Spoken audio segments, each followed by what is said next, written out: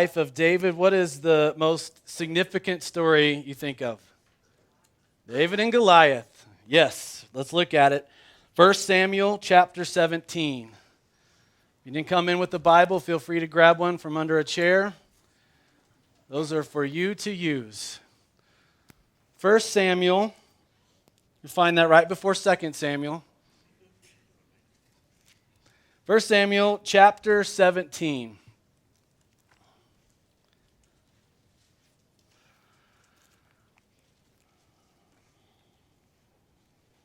And I'm just going to start the reading right at verse 1. Now the Philistines, the bad people, gathered their forces for war and assembled right there in Judah across from Israel.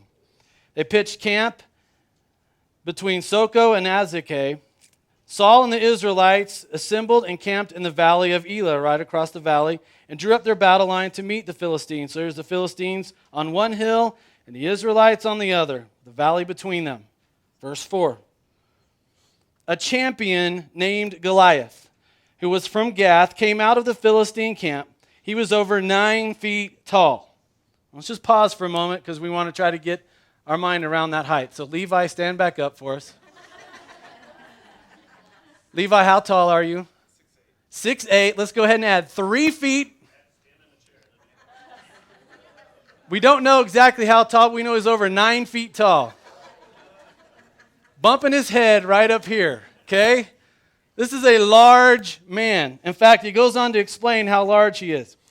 He had a bronze helmet on his head and wore a coat of scale armor of bronze weighing 5,000 shekels. On his legs, he wore bronze greaves, whatever those are, and a bronze javelin was slung on his back. His spear shaft was like a weaver's rod, and its iron point weighed 600 shekels. His shield bearer went ahead of him. So, in other words, his gear was 200 pounds. That's my weight. So you got a man the size of Levi on a chair, wearing gear the size of me. Okay? This is a dominating force. All right? Verse 8. Goliath stood and shouted to the ranks of Israel, "Why do you come out and line up for battle? Am I not a Philistine, and are you not the servants of Saul? Choose a man and have him come down to me. If he's able to fight and kill me, we, the Philistines, will become your subjects. But if I overcome him and kill him, you'll become our subjects and serve us." Now, this was a common practice. And instead of a huge war where lots of lives would be lost, the two best fighters would come, and whichever fighter wins, that team, that army takes over the other one. Okay, this is kind of a common practice, nothing unusual. Verse 10. So Goliath said, "This day I defy the ranks of Israel. Give me a man and let us fight each other." On hearing the Philistines' words, Saul, the king, and all the Israelites, the whole army, were dismayed and terrified, and rightly so. Because who was going to be the one to go out and face him? Now, David. David was the son of a Epaphraite named Jesse, who was from Bethlehem in Judah. Jesse had 8 sons, and in Saul's time he was old and well advanced in years. Jesse's 3 oldest sons had followed Saul to the war. The firstborn was Eliab, the second Abinadab, and the third Shammah. David was the youngest. The three oldest followed Saul, but David went back and forth from Saul to tend his father's sheep at Bethlehem. So during this point in David's life, he's tending sheep at Dad's house, but he's also going to the palace occasionally to play the harp for the king. He's kind of going back and forth, and this is happening for quite a while. Verse 16. For 40 days, Goliath came forward every morning and evening and took his stand.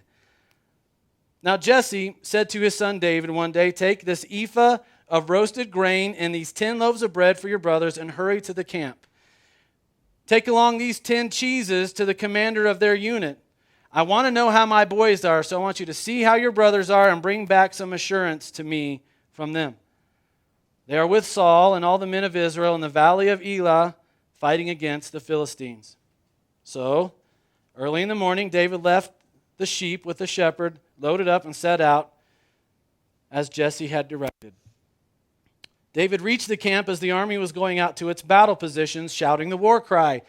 Israel and the Philistines were drawing up their lines facing each other with that valley in between. And so David left his things with the keeper of supplies, ran to the battle lines, and greeted his brothers.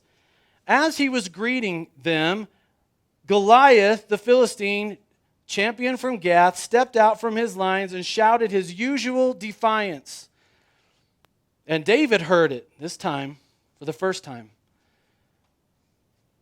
When the Israelites saw Goliath, they all ran from him in great fear.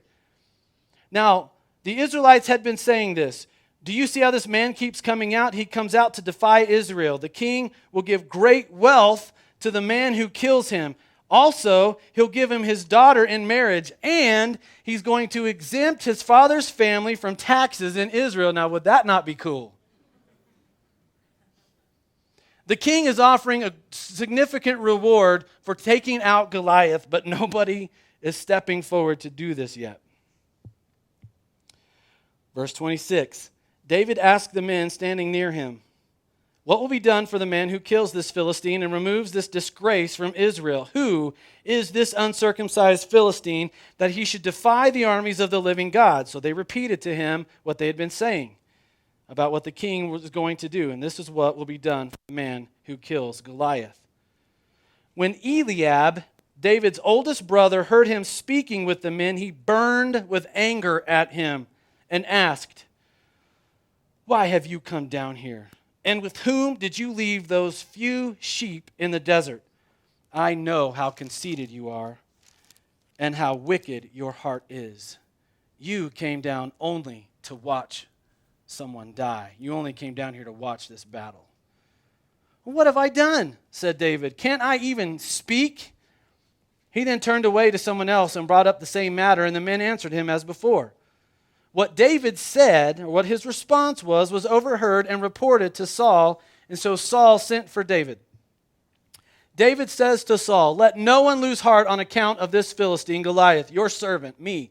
I will go and fight him." Saul replied, "You are not able to go out against this Philistine. He's huge. You're only a boy, and this guy has been fighting. He's been a fighting man since his youth." But David said to Saul, "Your servant has been keeping his father's sheep. I've been hanging out with Dad's sheep. And when a lion or a bear came and carried off a sheep from the flock, I went after it. I struck it and rescued the sheep from its mouth. When it turned on me, I seized it by its hair, struck it, and killed it. I have killed both the lion and the bear. This uncircumcised Philistine will be like one of them, because he has defied the armies of the living God. The Lord who delivered me from the paw of the lion and the paw of the bear will deliver me from the hand of this Philistine." So Saul said, "Okay, go, and the Lord be with you." Then Saul dressed David in his own tunic. He put a coat of armor on him and a bronze helmet on his head. After all, he's got to look like a warrior. David fastened on the sword over the tunic, and then he tried to walk around because he wasn't used to this stuff. "I can't go in these," he said. "I'm not used to them."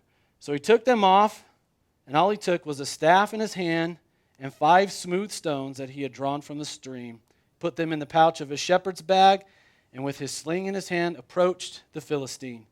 So now just envision him out in that valley. Meanwhile, the Philistine with the shield bearer in front of him kept coming closer to David. He looked David over and saw that he was only a boy, ruddy and handsome, and he despised him. Now let's pause. What does ruddy mean? Anybody know? It's not a word you use every day. Red. Yes. So in case you're trying to envision what David looked like, he's red. He's red-headed. In fact, this is the same word that's used to describe Esau.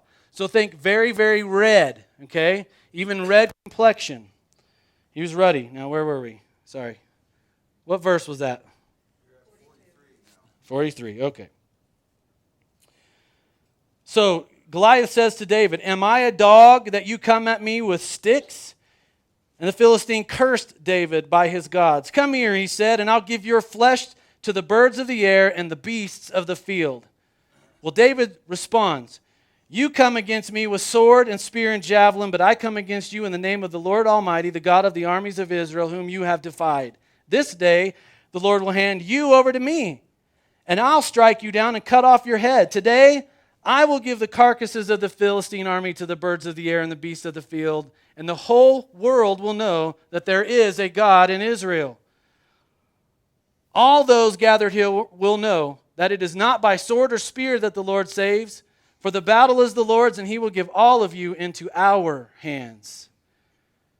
As Goliath moved closer to attack him, David ran quickly toward the battle line to meet him. Reaching into his bag and taking out a stone, he slung it, struck the Philistine on the forehead. The stone sank into his forehead, and he fell face down on the ground. So David triumphed over the Philistine with a sling and a stone.